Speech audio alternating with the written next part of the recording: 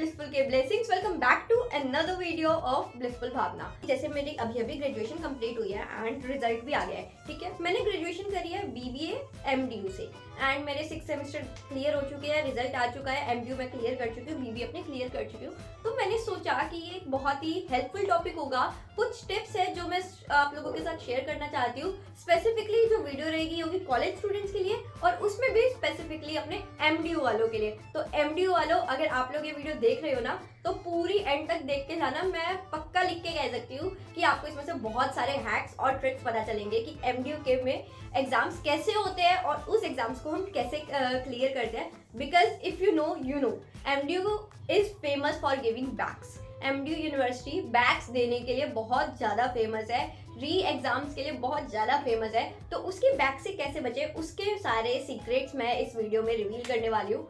मैंने किस अप्रोच से एग्जाम लिखे, किस अप्रोच से क्या सोच के एग्जाम करे एंड कैसे प्रिपेयर करा, क्या टिप्स का ध्यान रखा कि मेरे को एक भी पेपर में बैक नहीं देखनी पड़ी। स्पेशली फर्स्ट ईयर के स्टूडेंट्स को बहुत ज़्यादा घबराहट होती है कि भाई कॉलेज के एग्जाम में कैसे डील करना है। और एमडीयू, हाँ भाई, एमडीयू बैक देने के लिए फेमस है। एमडीयू बैक क्यों देती है उसका रीजन आप लोग थोड़ा इंटरनेट पर रिसर्च करना, आपको पता चल जाएगा, नहीं तो आप लोगों के सीनियर्स बता देंगे। आई फील कि ये चीज़ कैमरा पे मुझे नहीं बतानी चाहिए। सबसे पहला जो पॉइंट होता है ना, वो होता है आपका शीट्स। हाँ, number of sheets matter more than anything in MDU university. Personal experience से बता रही हूँ आपको कि जितनी आप ज़्यादा शीट्स लिख के आते हो एग्जाम में, वो ज़्यादा मैटर करते हैं इंस्टेड ऑफ द कंटेंट। आपने जब आप आंसर शीट मिलती है आपको, वो 36 पेजेस की बुकलेट होती है, राइट? ठीक है, 36 में से आप 15 पेज लिख के आए हो, आपने सारे क्वेश्चन अटेम्प्ट किए हैं, स्टिल देयर आर पीपल जिनकी बैक आ जाती है। उनको लगता है कि हम लोग पेपर बहुत अच्छा करके आए, हमें सारे आंसर आते थे, हमारी बैक क्यों आ गई? भाई तुमने 15 पेज लिखे, तुम्हारी बैक आनी कंफर्म हो जाती है। इन केस तुम बहुत लकी हो तो तुम्हारा एमडीयू दया कर देता है और बैक नहीं देता है। तो अब सबसे पहले शीट्स फिल करनी होती है। 36 शीट्स है, एटलीस्ट 25 शीट्स तो लिख के आओ। और अगर तुम सेफर साइड रहना चाहते हो ना तो 33 शीट्स लिख के आओ विद ये माइंडसेट बना के जाओ कि एक शीट के एक नंबर में मिलेंगे ना तो भी मैं पास हूँ। क्योंकि कॉलेज में पास होना मैटर करता है, बस इससे ज़्यादा तो कुछ मैटर नहीं करता। तो बैक नहीं लानी है तो एटलीस्ट 25 तो मिनिमम टारगेट रखो और 33 एक सेफर साइड के लिए। और तुम्हें बाकी अच्छा लग रहा हो तो 36 के 36 लिख दो। अब वो शीट्स फिल कैसे करनी है जरा एक बार उस पर बात कर लेते हैं। देखो, शीट्स फिल करना मैंने बहुत लोगों से सुना, उनको बहुत मुश्किल लगता है कि 36 शीट्स कैसे लिख के आएंगे। अपने 5 क्वेश्चन आते हैं, section A, unit 1, unit 2, unit 3, unit 4। Unit 1, 2, 3, 4 में आपके पास 2 क्वेश्चन में चॉइस होती है और सेक्शन ए में 2 मार्क्स के 8 मार्कर्स आते हैं। 16 करके आपका फॉर्मेट बन जाता है 80 मार्क्स, राइट? तो अटेम्प्ट करना स्टार्ट करो पेपर सेक्शन बी से, यूनिट 1 से। यूनिट 1 में से आपको जो क्वेश्चन लगे ना कि आपको ज़्यादा अच्छे से आता है, आप उससे स्टार्ट करो। जो आपको पहले लगता है कि हाँ भाई इस पे क्वेश्चन में मेरे को सबसे ज़्यादा आता है, उस पर लिख दो। एंड अगर आपको कुछ नहीं भी आते ना तो भी चिंता मत करो, वो क्वेश्चन पढ़ो। उस क्वेश्चन में कोई तो ऐसा शब्द होगा जिसमें आपको थोड़ा सा पता होगा। Just for example, what is business communication. तुम्हें इतना पता है कि कम्युनिकेशन क्या होता है, 2 वे प्रोसेस होता है। तुम्हें इतना पता है कि बिजनेस क्या होता है, एक बिजनेस मतलब एक ट्रेड हो रहा है, ठीक है? तो कम्युनिकेशन, पहले तुम बिजनेस एक्सप्लेन कर दो, फिर तुम कम्युनिकेशन एक्सप्लेन कर दो, फिर तुम दोनों को साथ में मिला के एक्सप्लेन कर दो। उसके बाद उसी लैंग्वेज में थोड़ा सा एक्टिव को पैसिव बना दो, पैसिव को एक्टिव बना दो, घुमा फिरा के सेम बात लिख दो और थोड़ा खुला लिखो ताकि शीट्स में तुम्हारी जल्दी फिल हो। ठीक है, ऐसे करके फ्लो चार्ट्स बना दो। वही चीज जो तुमने अभी डेफिनेशन में एक्सप्लेन करी, अब तुम वो एक क्लाउड बना के लिख लो।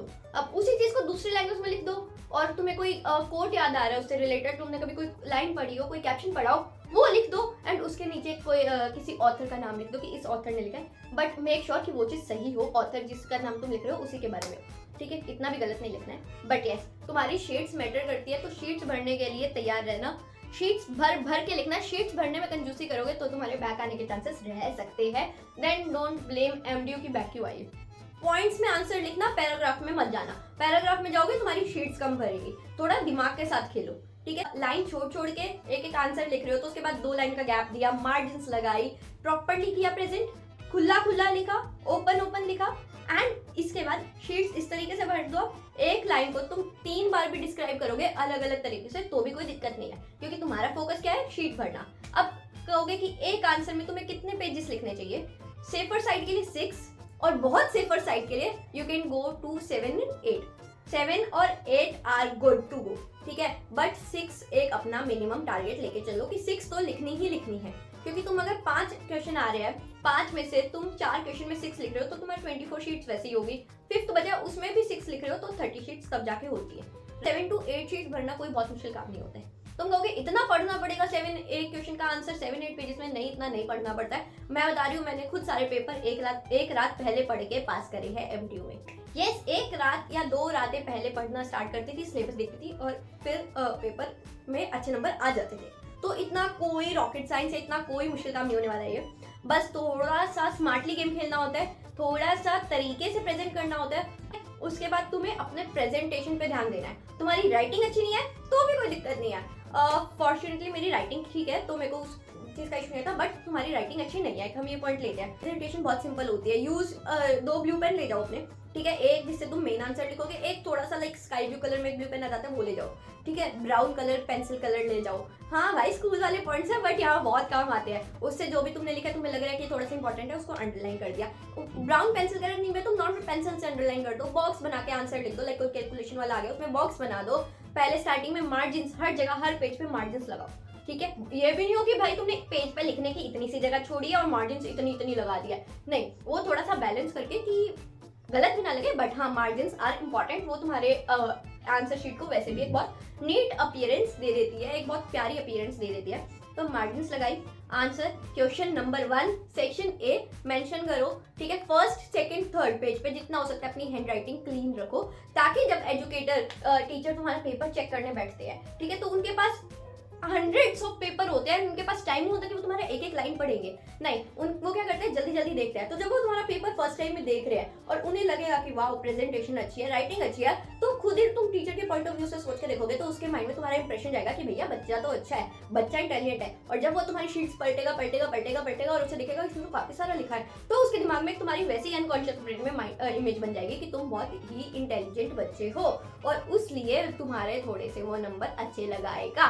टीचर की साइकोलॉजी को भी समझो, ठीक है। तो प्रेजेंटेशन का ध्यान रखने के लिए गैप दो, प्रॉपर राइटिंग थोड़ी सी मेंटेन रखो, थोड़ी सी मेंटेन रखना इज इंपॉर्टेंट। अगर तुम्हारा बिल्कुल खराब है तो ऐसा भी ना हो कि तुम लिख के आ रहे हो बट कुछ समझ नहीं आ रहा, तो गाने मत लिख के आ जाना। कुछ भी लिख के आने का मतलब है कि पेपर में क्वेश्चन से रिलेटेड ही लिख के आना, गाने मत लिख के आ जाना, उसके नंबर नहीं मिलते हैं, ठीक है। शीट्स भर के आना is important, important, important, important. चाहे कोई कितना भी कहे, शीट्स आर इम्पॉर्टेंट। तो लास्ट में तुम्हारी शीट्स बच जाती है ना, उसको कट करके आया करो। स्टार्ट उस क्वेश्चन से करो जो तुम्हें सबसे अच्छे तरीके से आता है। अब 4 क्वेश्चन में से तुम्हें सिर्फ एक ही क्वेश्चन आता है, अब 3 क्वेश्चन उसमें मैं क्या लिख आऊँ, कैसे शीट पर कर जाऊँ, कोई मुश्किल काम नहीं होगा। तो एक वर्ड का मतलब भी पता है, अब उस वर्ड पे स्टिक कर जाओ, ठीक है। उस वर्ड को सोचो और उससे मन में आपके जो कहानी आ रही है वो लिखाओ। इन सिंपल लैंग्वेज बोल दो, पे लाओ, तुम अपनी साइड से पे लाओ। चांस रहता है कि ऐसे में मार्क्स मिल जाते हैं। टीचर के माइंड में तुम्हें एक इमेज बना लेनी है अपनी कि तुम भैया बहुत ही अच्छे बच्चे हो, ठीक है। ऐसे करोगे। मैंने खुद बहुत सारे एग्जाम्स में ऐसा होता था कि मुझे आंसर नहीं आता था, मैं क्या करती थी, उस चीज को सोचती थी, अच्छा ये वर्ड है, इसका ये मीनिंग हो सकता है, हो सकता है, हो सकता है, हो सकता है। अब उस मीनिंग से रिलेटेड मुझे जो भी कहानी याद आ रही है, जो भी चीजें लग रहा है कि वो हो सकती है, ऐसे हो सकती है, ऐसे हो सकती है, ऐसे हो सकती है, मैं उसी चीज को अपने आंसर में फ्रेम कर देती थी। ऐसे करके आपके 6 पेजेस बहुत इजीली भर जाएंगे। 6 क्या, जब आप लिखते हो फ्लो में आपको पता ही नहीं चलता, जैसे भी मेरे को फ्लो में पता ही चल रहा मैं कितना बोल रही हूँ, वैसे फ्लो में आपको लिखते लिखते भी एग्जाम में पता नहीं चलता कि आप कितना लिख देते हो, ठीक है। तो हाँ, मैंने बहुत ज़्यादा ज्ञान दे दिया, but this was all my learning through out my BBA। And जब मैं शीट्स लिखती थी तो मेरे क्लासमेट्स हैं, मेरे जो साथ वाले लोग होते थे, मेरे साथ वाले friends, they used to tease me also कि इतना क्या लिख के आती है, but yes this things really help in getting good marks in MDU। अगर आपको वीडियो हेल्पफुल लगी हो, काम की लगी हो, तो मेरे को कमेंट सेक्शन में बताना मत भूलना। एंड अगर आपको ऐसी और भी कॉलेज से रिलेटेड टिप्स चाहिए हो, MDU रिलेटेड चाहिए हो, कॉलेज लाइफ रिलेटेड चाहिए हो, स्टूडेंट लाइफ रिलेटेड चाहिए हो, तो मुझे कमेंट सेक्शन में ज़रूर बताना। वैसे मैं बहुत ऑक्यूपाइड चल रही हूँ तो मैं अपनी वीडियोस पे वर्क नहीं कर पा रही हूँ, लेकिन हाँ मैं वीकेंड पे, संडेज पे ट्राई कर सकती हूँ कि मैं कैसे आपको हेल्प कर पाऊँ। ये चैनल भी आप लोगों का ही है, प्लीज मेरा भी है, तो थोड़ा सा भला करो, चैनल को सब्सक्राइब करो, वीडियो को लाइक करो, शेयर करो और मेरे रील्स देखते रहो और ब्लिसफुल भावना को फेमस करो। Thank you for watching, stay safe, stay happy and spread positivity. Bye.